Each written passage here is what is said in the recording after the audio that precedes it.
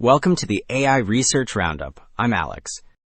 Today, we're looking at a paper trending on X, published on February 20th, 2026, about 8 days ago. It introduces INFONOISE, a new framework that uses information theory to automatically tune diffusion noise schedules, speeding up training by 1.4 times on SciFAR 10 and up to 3 times on discrete datasets. The paper is titled Information-Guided Noise Allocation for Efficient Diffusion Training.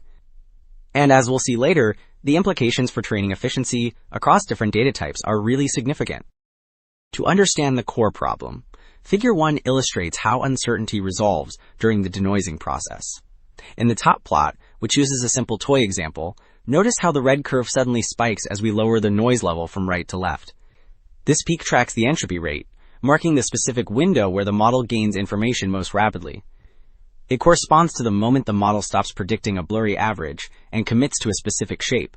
The bottom rows show this same effect in real images, where the messy static resolves into a clear car right in that intermediate band. So, while Figure 1 defined the informative window, Figure 2 shows why static schedules struggle to find it. On the left, compare the dog images. At a noise level of 1, the high-resolution top image is recognizable, but the low-resolution version below is total static. This proves equal noise does not mean equal information loss. The graphs on the right reveal an even starker contrast. Notice that the solid curves for natural images peak at low noise, whereas the dashed curves for discrete data, like DNA sequences, peak way over at high noise. Consequently, a single fixed schedule cannot cover both scenarios efficiently.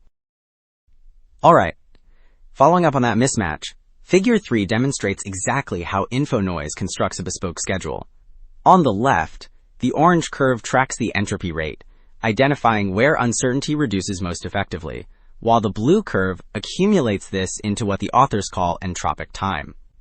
The right column then converts this profile into an actual sampling distribution. Crucially, compare the top row to the bottom row.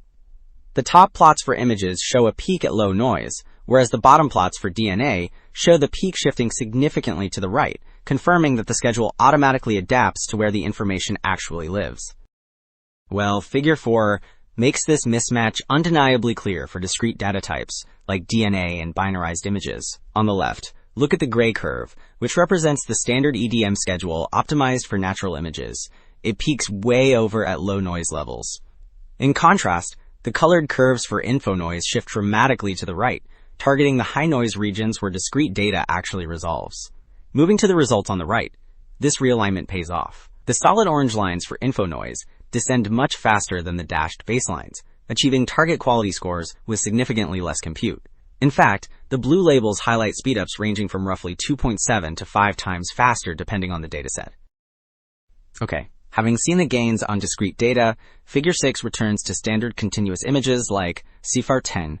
The left plot tracks generation quality where lower is better.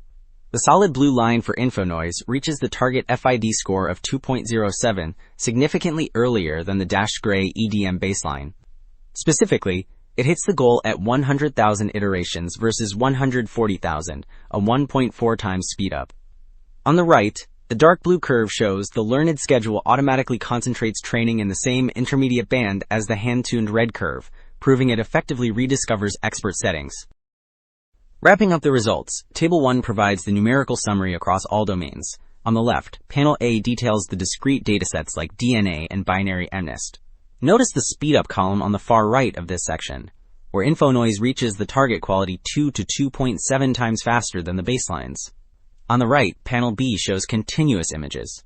While simple datasets like MNIST see equal performance, more complex tasks like SciFAR 10 show a solid 1.4 to 1.5 times speedup, all without manual schedule tuning. So, Table 1 confirmed the speedups numerically. Now, Figure 8 lets us inspect the actual generation quality. The top panels display conditional SciFAR 10 samples, while the bottom set shows unconditional FFHQ faces.